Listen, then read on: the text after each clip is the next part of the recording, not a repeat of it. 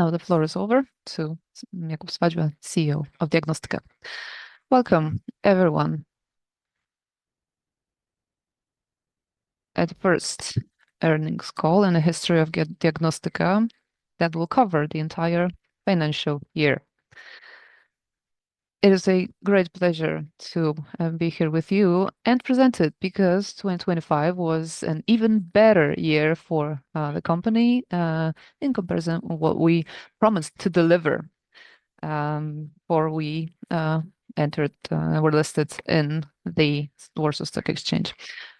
Key facts and figures. As a medical company, we have our own parameter, which is untypical for other companies, that is test volume. And the volume has been growing up by 8% year-on-year. And the growth is currently a little bit slower compared to our sales figures, because as we know, we entered the diagnostic imaging, and the tests are lower in numbers, but they are more expensive. So in conclusion, we have more than 174 million tests that are invoiced. However, we have more tests that were actually performed. The tests are combined in the so-called bundles. So we compare and present the tests that were sold and not the tests that were actually performed. The number of tests was actually double the figure that you see. The group revenue went up by 23.6% year-on-year, and this result was driven by the test volume. This result was a kind of a surprise for us, because in the guidance we talked about mid-teens. However, we managed to exceed the growth of 20%, and we reported the group revenue at 2.4 billion PLN for the entire group and the entire year. So this is a great success for us, and we are the third company among our peers in Poland after Medicover and LuxMed in the area of revenue. And we are the largest group with a majority Polish shareholding and the largest medical company listed on the Polish Stock Exchange in Warsaw, in the area of services that are medical services. The year 2025 was also very good in terms of our EBITDA. EBITDA grew over 15% year-on-year. More specifically, it came in at 586.4 million PLN. So we believe that this is a solid result as well. We exceeded 15% growth year-on-year, so this is very robust growth dynamics, especially considering the size of our company. Net profit came in at over 551 million PLN, also exceeded our expectations, growing nearly 13% year-on-year. In terms of our dividend, in accordance with our dividend policy, we decided to pay out dividend to our shareholders because we had a very good year, and the policy is that we will pay at least 50%, pay out 50% of our net profit attributable to owners of the parent, or even more if we have a better year. And since 2025 was a very good year, then the recommendation of the management board is, well, not 60, but 59% to be distributed to our shareholders from our net profit.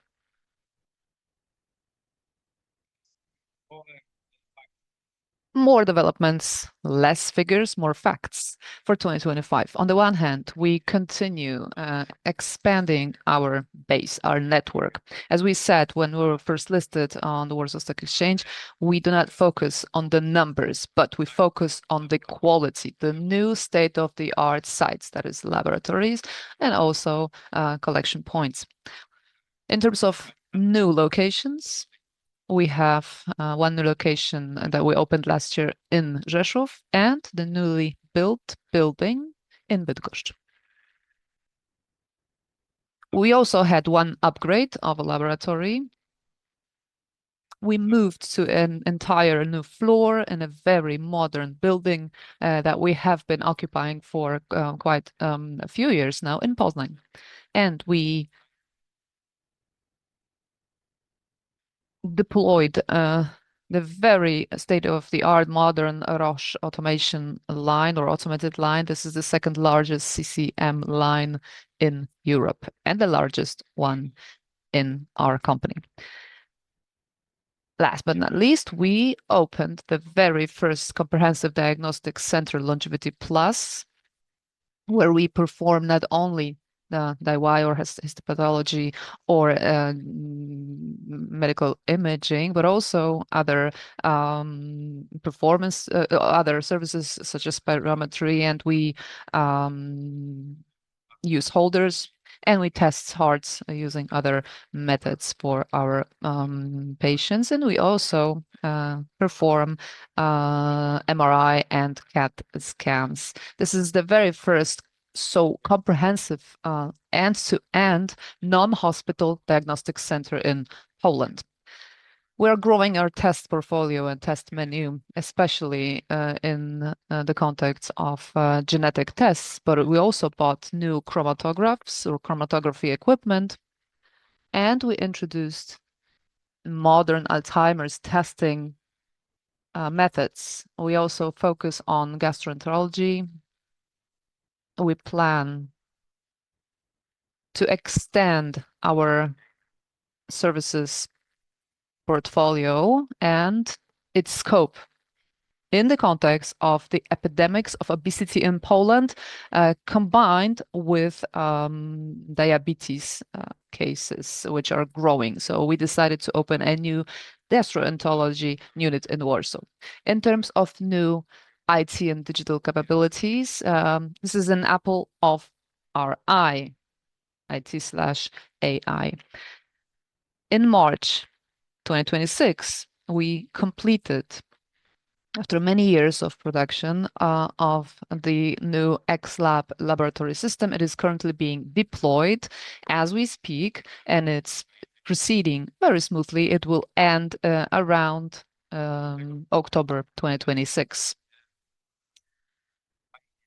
We are also developing our mobile app very successfully, based on our proprietary prophylactometer, preventive screening tool, and Lydia. This is our AI assistant. And the greatest challenge, we introduced SAP regime as of the 1st January of 2026. It is not yet deployed completely. We plan to complete the stabilization of the program at the end of or by the end of June 2026. But as you can see, this does not affect our organization, our company in any negative way. So we are very proud to report our modern approach in the so-called back office. We're continuing our MAs, especially in laboratory diagnostics, MLT.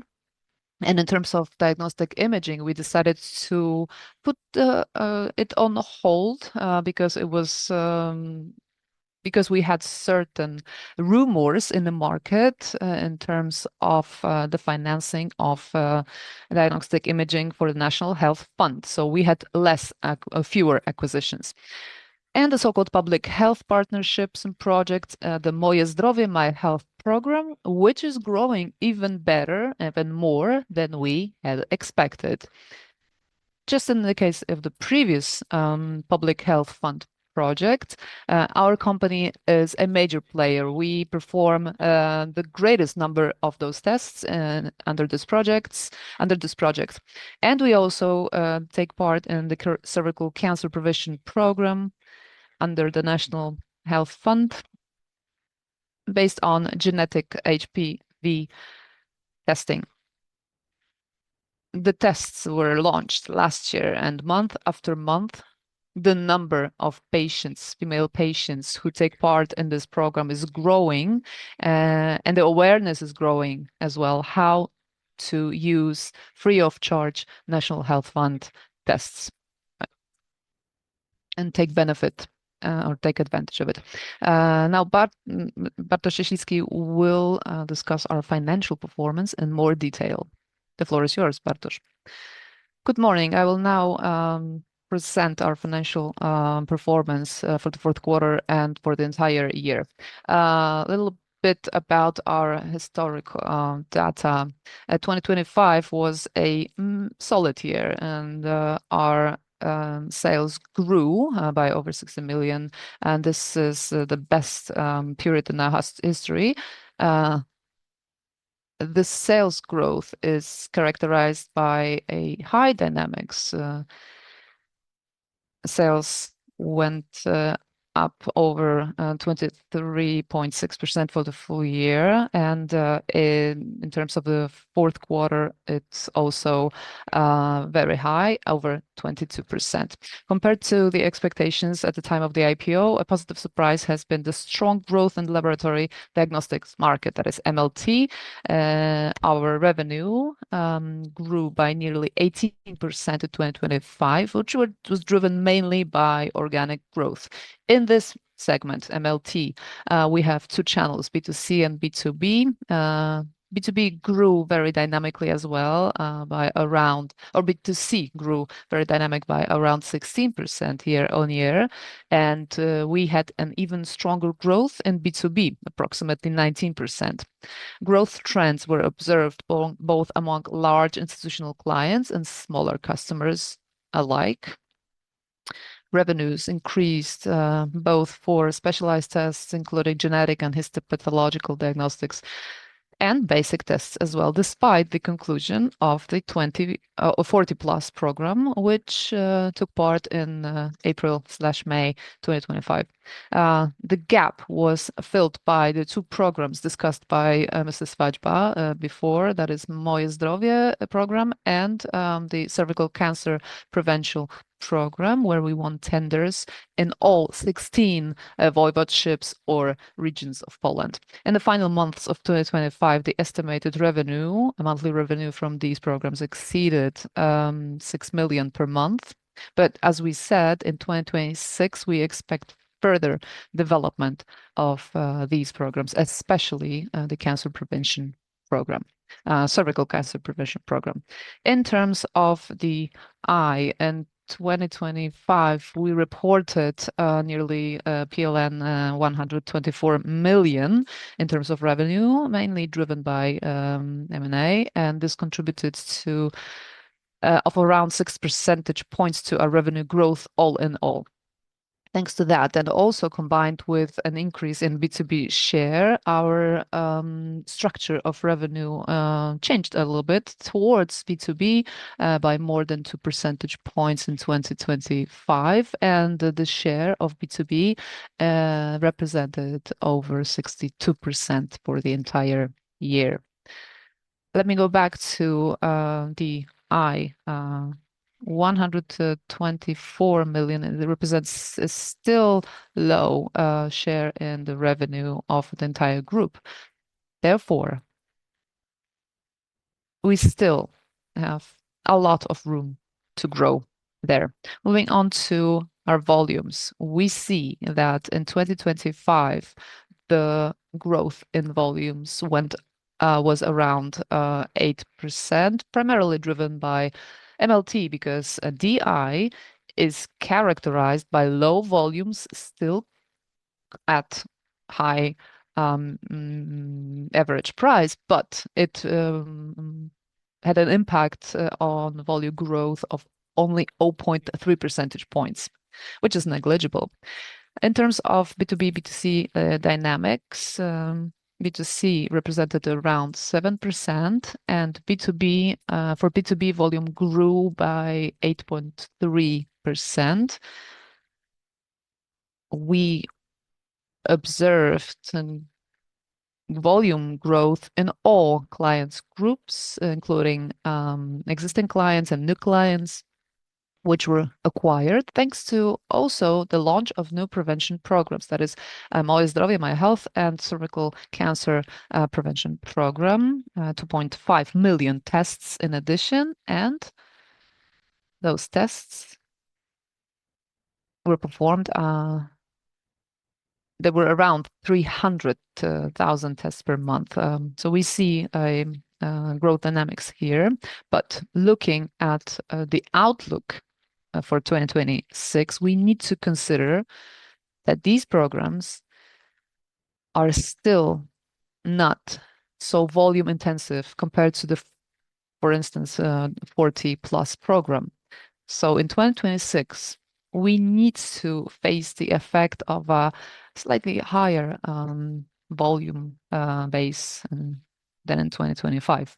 Moving on to our pricing, the average price increased by 15% on average in 2025 in MLT at around 9.5%, and it was comparable for both B2B and B2C, around 9% price growth. But in diagnostic imaging, the increase was pretty intensive due to the change of our sales structure. We had a pretty small teleradiology business, which is characterized by lower prices than the average standard DI tests. And this was an effect that we saw in 2025, which increased our average price. In the context of our average prices in 2026, we saw new regulations coming into force. As of the beginning of the year, the tariff for DI tests was decreased, and public analysis suggests that the public spending will be reduced by approximately 6% as of early 2026. We see that this impact is lower for our business in DI at 5% or even less, because the reduction had an impact of mainly mass simple clinic tests, and more complicated, difficult tests are priced at a higher level, so we can mitigate this impact.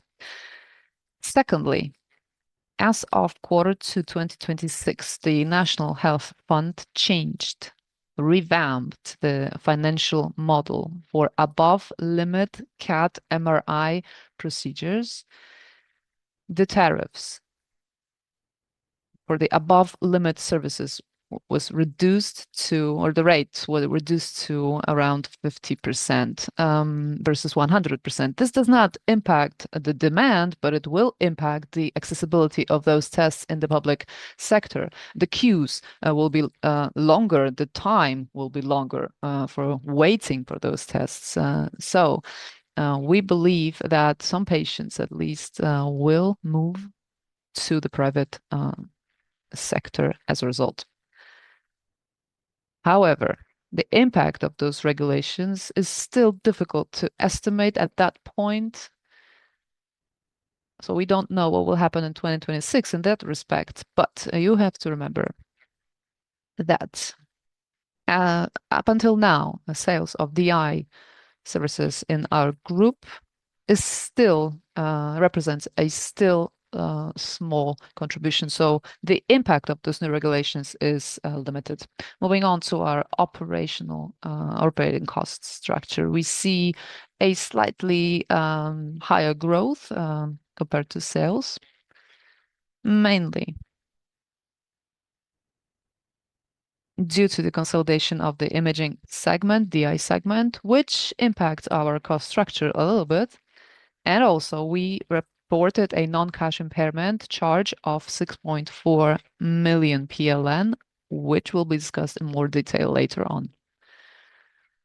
Looking at the breakdown of our operating cost structure, we see that our depreciation and amortization is growing year on year, a little bit higher than before, up by nearly or around 25%, which is driven mainly by DI consolidation. We did not have so many DI companies in our portfolio in 2025, so naturally, this business, which is capital intensive, which has a large share of property, plant, equipment figures, will have an impact. If we were to consolidate only MLT companies, then the dynamics would be at around 12%, so half of the growth. The dynamics is pretty high also in our other business MLT, which is around the 30%, mainly driven by the fees paid to radiologists. So we see quite a solid dynamics here, and the share of those costs also grew at around 13% year on year. We're talking about radiologist reporting and interpretation costs. However, employee costs, employee benefits are under control. The dynamics is lower than revenue growth. And this cost, you have to remember, is the largest cost in our business. We even managed to decrease the share of those costs and revenues by 0.6 percentage points year on year. In terms of impairment, I've mentioned, it applies to three past acquisitions, one in the I segment and two in MLT. This impairment for DI concerns one company where the forecast, due to the reduction of tariffs as of the beginning of 2026, was impacted by this particular regulation, the impact on its revenue. We cannot really mitigate that impact. This company performs very effectively. It has a high capacity, so it's difficult to increase the volumes. They are high as we speak. So therefore, we decided to recognize the impairment charge. In terms of MLT, we had to recognize impairment because one company in the MLT segment changed its business, core business. So we had to recognize the impairment charge. But the impairment charge versus our entire asset base, it is still immaterial. Moving on to recurring EBITDA. As Mrs. Paźba mentioned, 2025 was characterized by quite a solid recurring EBITDA growth dynamics, going up by over 15% year on year. However, our profitability went down a little bit from 2026 in 2024 to 24 in 2025. The lower chart illustrates the key drivers of this slightly lower profitability. The positive operating leverage was reported for materials and energy and outsourced tests, and especially employee benefit costs, where we improve our profitability 6%. But in the context of consolidation of DI and the acquisition of new companies, where we see the impact of the revenues, the fees paid to the radiologist, we see an impact here. Moving on, in terms of the impact of non-cash items on our margins in 2025, we recorded fair value adjustments and the impairment charges I've mentioned before. In P&L for 2025, we reported two non-cash transactions. In 2024, we reported fair value adjustments, revenue or income on the acquisition of DI companies, and we estimated that at 11.5 million in 2024. But this does not occurred in 2025.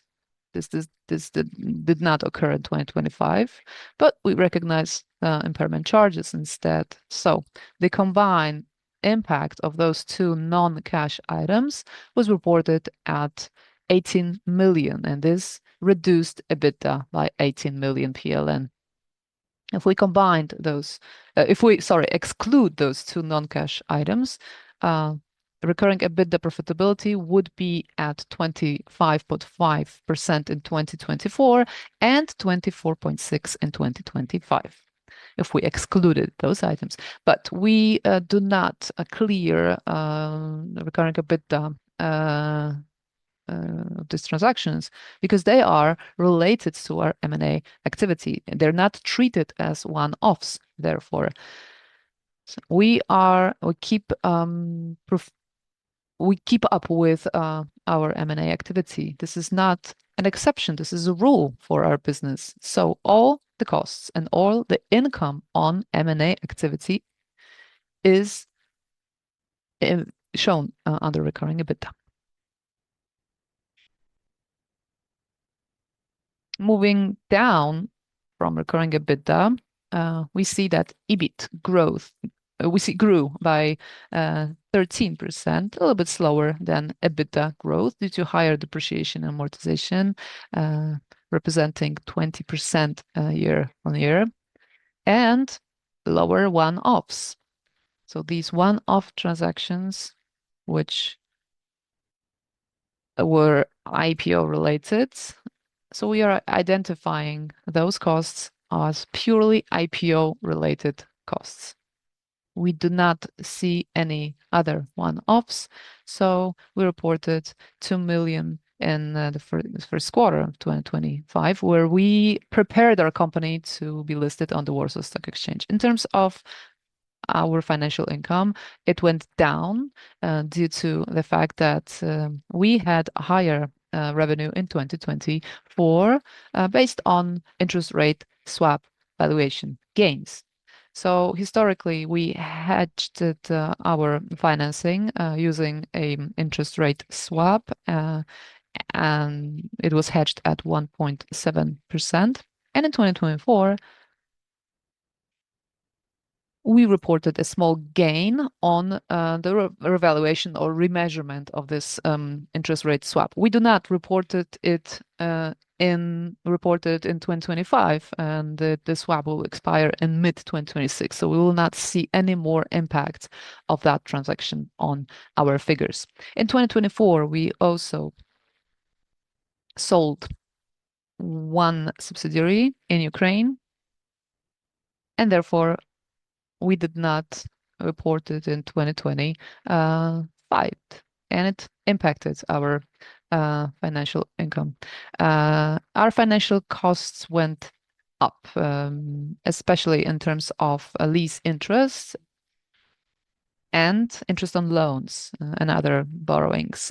It remained broadly stable for interest on loans and borrowings. So lease represented our financial costs mainly due to the fact that the interest on those liabilities will be reported in the following months. But on the other hand,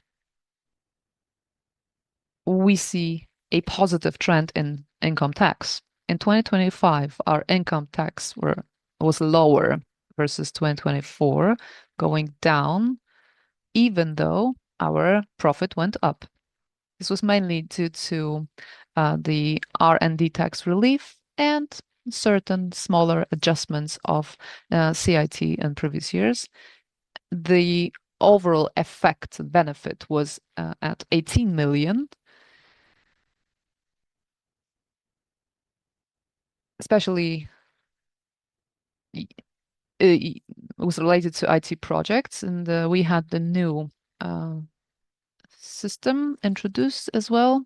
So this R&D tax relief is good news because it contributes to the reduction of our income tax. Moving on to cash flow. We have very strong cash flow in 2025. Free cash flow grew by 27% to 549 million PLN, and free cash to EBITDA conversion also went up. For the entire year of 2025, we reported the conversion at 93% and 99% for quarter four alone. This high, very high conversion was supported by minimal changes in working capital. You can see that on the bridge at lower than 3 million in 2025, and also it was supported by lower tax. This also contributed to better conversion.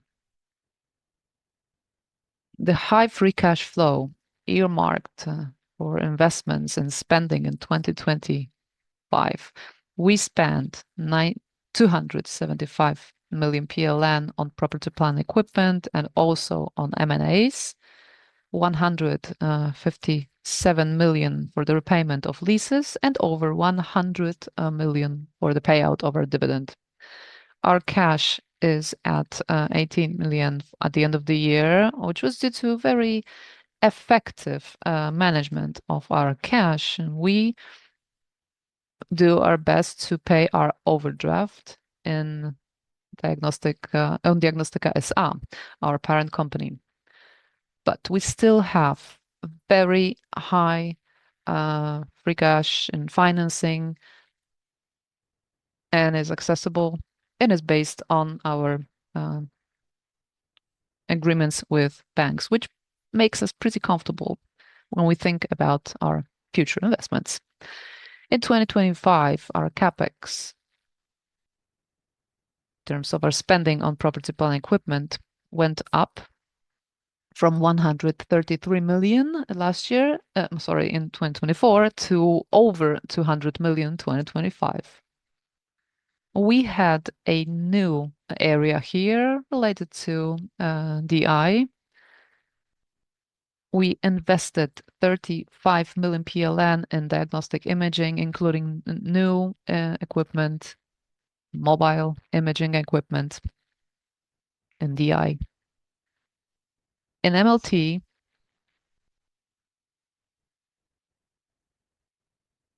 we invested a lot in IT. We increased our IT spending quite considerably because we see a great added value here. So IT is a base that will drive our future growth. We obviously keep investing in the upgrade of our laboratories and the blood collection points or sample collection points. And this is something that Mr. Swadźba mentioned. We have a new laboratory and upgraded laboratories in Bydgoszcz and a new laboratory in Rzeszów. Moving on to our working capital, which we identify as trade receivables and trade payables as well as inventories. We see quite a strong growth to PLN 199 million, mainly driven by high receivables, representing nearly 258 right now. This is a natural consequence of our business growth, of our scale growth. In terms of our inventories, we see the above normal increase in inventories, but it's temporary. The fact that it is temporary results from the SAP implementation face in 2026. We expected some temporary potential short-term disruptions in terms of ordering. SAP was not introduced in our laboratories, but it is introduced in our back office and in warehouse logistics. So we expected short-term problems, and at the beginning we decided that it is better to increase our inventories to make sure that we have a buffer for a longer period than usual. Right now, we see a drop in inventory levels, so we are going back to normal. This also is reflected in payables, which were a little bit higher. In terms of our cash conversion cycle,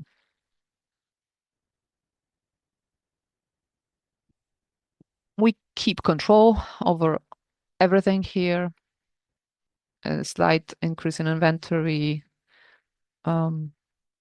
impacted our cash conversion cycle, but we are improving it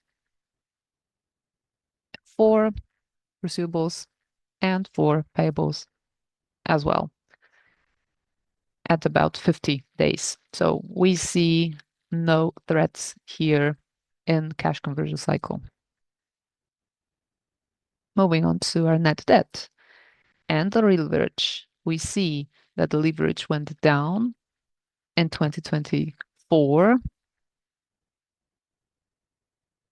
I'm sorry, 2025, quarter four versus quarter four 2024.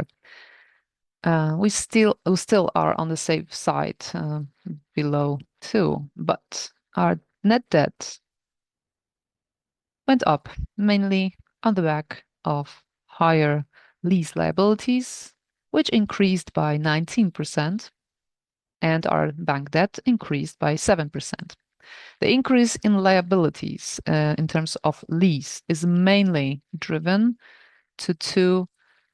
by two factors. First of all, extension of laboratory equipment lease agreements and recognition of the SAP right of use assets. These were two main operations transactions that impacted our lease liabilities growth.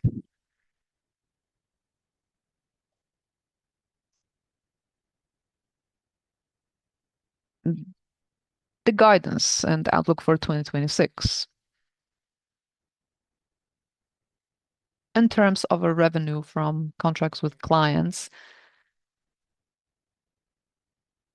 as you can see, we use English to report it because it's easier to use it. So revenue growth for customer contracts for 2026 is expected to be at the increase is expected to be at low to mid-teens in line with our APO assumptions.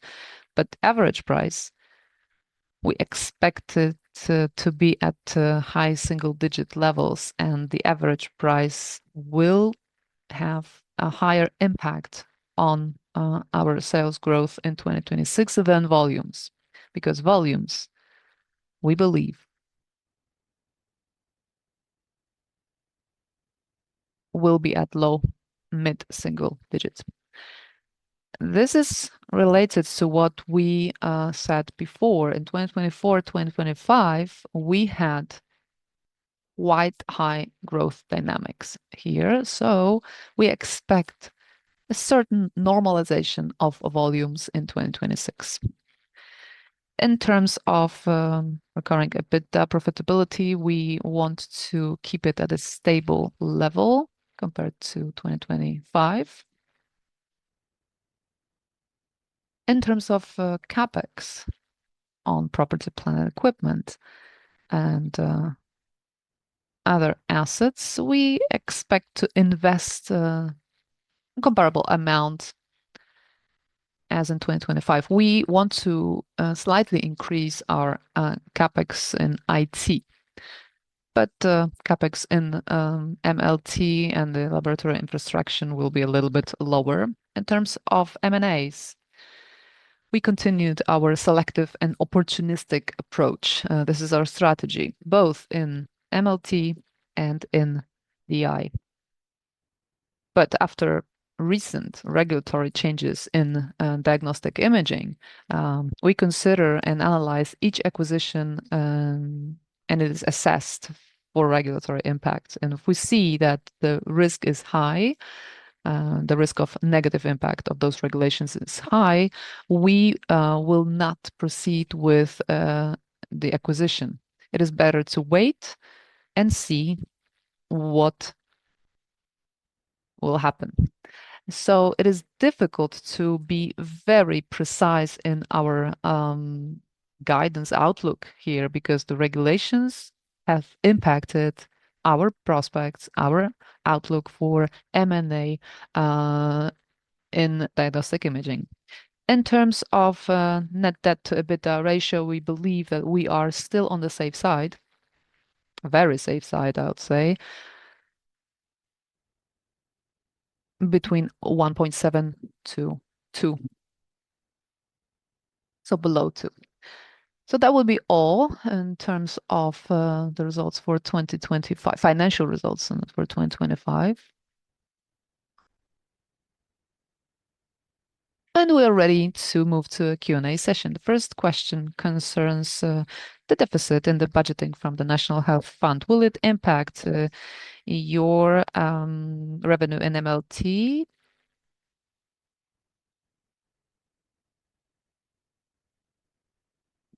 Can it translate to your liquidities or some liquidity problems, for instance, not yours, but liquidity problems for the National Health Fund?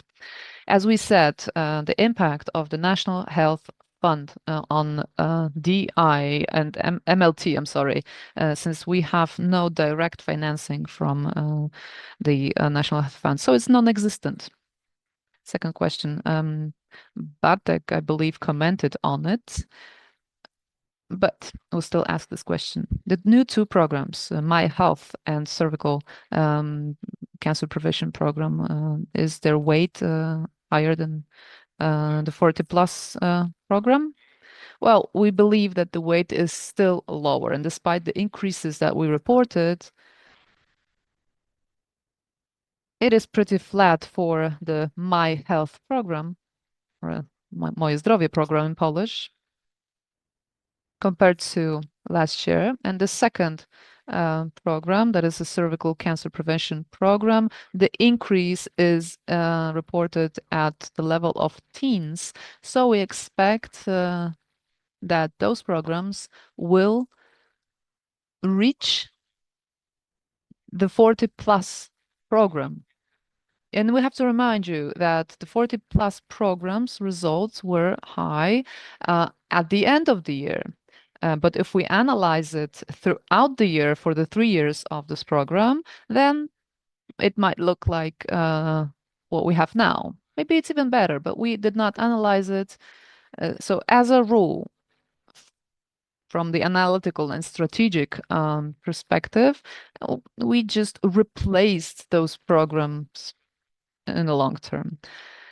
But the publicly published, but the publicly available information suggests that the Moje Zdrowie, My Health program has a greater potential than the 40 plus program. But as Mr. Spaćba said, we do not see any spectacular growth yet.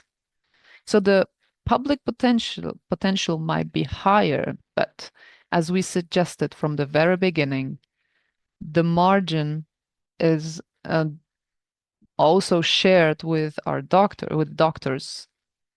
We sell in the B2B to doctors before we would sell it to the National Health Fund.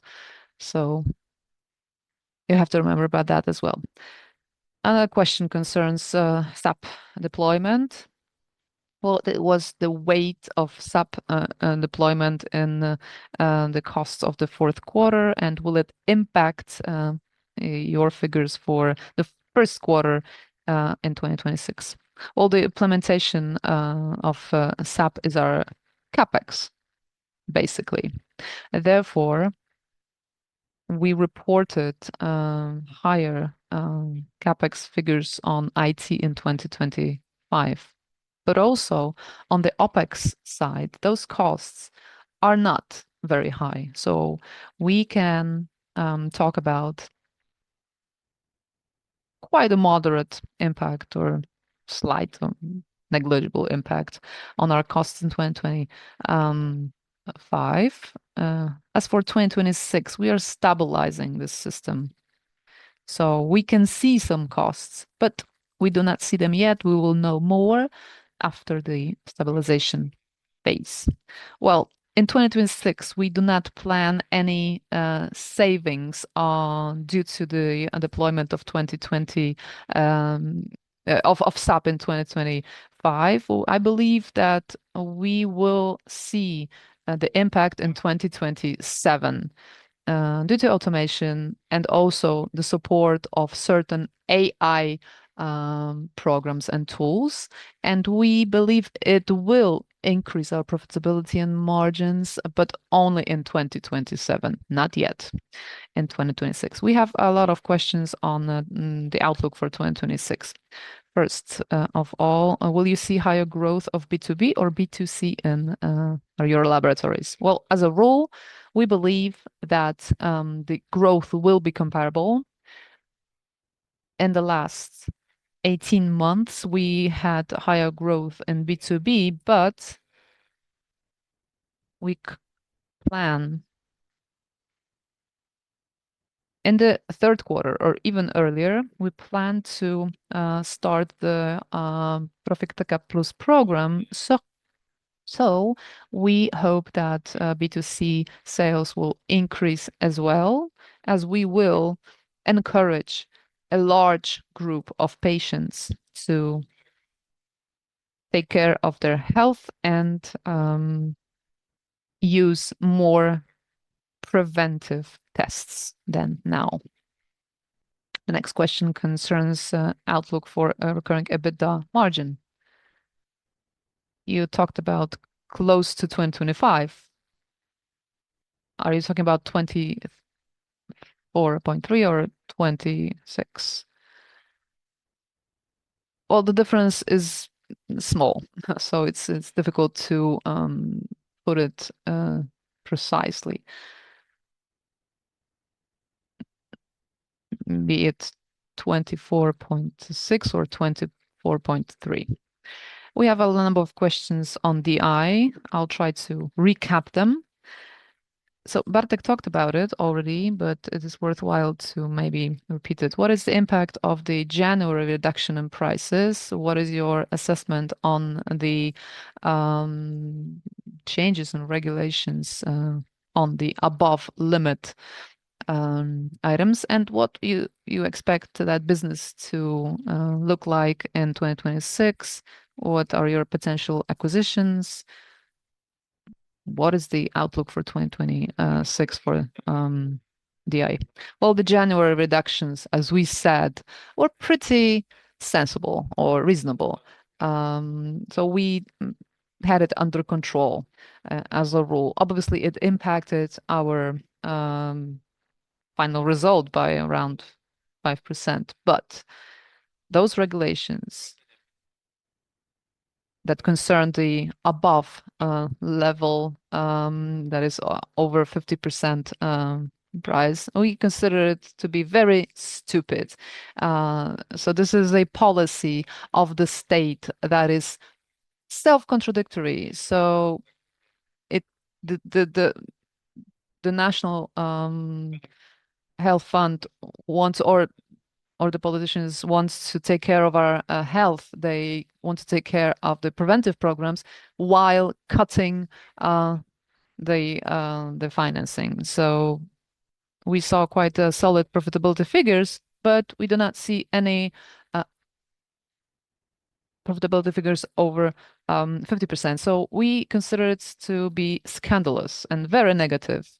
And we blocked the above limit tests, and this has a major negative impact on our patients. So as we said, the queues are longer. people need to wait until 2027 to get their tests. But obviously,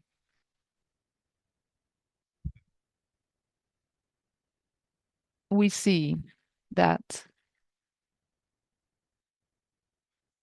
there is a shock therapy effect. Maybe the state will withdraw from this decision.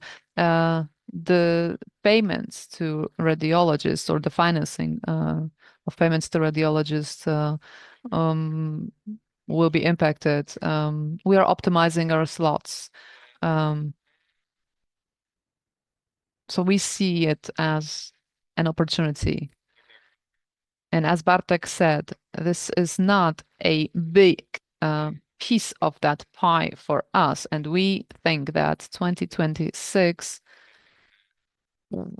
is not the year that we will have a lot of M&As for companies that cooperate with the National Health Fund. It's not that they will go bankrupt, but their results will be lower. So we have to wait for the stabilization of this program.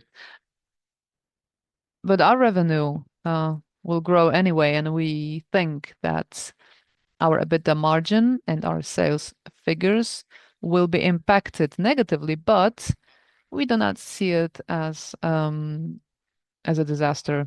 In the long term, this will be our opportunity, but not in 2026 yet. Our results for 2026 will not be better, but they might be better in the longer term. Your outlook for the costs in terms of your lines and the pressure, where we will see the lowest pressure and the highest pressure in this year. Well, I believe that third-party services would be a positive surprise. They will go down in terms of costs. In terms of our highest costs, these are the remaining employee benefit costs. They will grow because we do not see an amendment to the Act on the minimum wage in medical services. But this is expected in our business plan. This is no surprise. The surprise was that it was postponed until January next year, but our situation is stable in terms of both our electricity costs and also reagent costs. The only area where we see a major growth are fuels for vehicles used by our couriers, but I do not think that it is a major impact for DI or MLT. So we see it as long-term trends. There are certain trends that need to be offset by our operational actions or movements or approaches. We are preparing ourselves for 2027. X-Lab will be deployed. IT will be stabilized in terms of SAP. We will have certain excellence in SAP. And we hope that we have more AI tools, for instance, in DI that will go live. We also have a new concept, Orchestra, that is AI that orchestrates or manages other AI tools. So an umbrella AI to manage certain smaller programs in order to drive our profitability. So we will improve the cost efficiency of our business and the results will be seen in 2027. So 2026 will be a year of our stable results for both revenue and costs. But in 2027, we plan to improve our excellence operationally. And last question concerns the loss of contracts with NLMed and the expected opening of laboratories in LuxMed. Will it impact the volume in laboratories for Diagnostyka? Well, as far as LuxMed is concerned, their announcement concerns the end of this year, but I believe that the impact will be negligible or even zero. As far as NLMed is concerned, I believe that this decision, which was not well thought out, it might not have an impact on their operations. We'll see. If it's successful and the contract is taken over with no problems, then it will mean that the number or the volume of tests will be lower for us. We'll have to make up for it, offset this trend, but yes, it will impact the volumes and sales and the figures. I'm not sure if Bartek is able to give us any figure here. It will happen as of May this year. I do not remember such a case that in the future. So in the past, I'm sorry. So the largest client is represent below 5% of our turnover. So it is not a dramatic impact for us. It's not negligible, but it's not dramatic. Thank you very much for taking part in this earnings call. If you have any more questions, please contact our investor relations. Thank you very much. Thank you.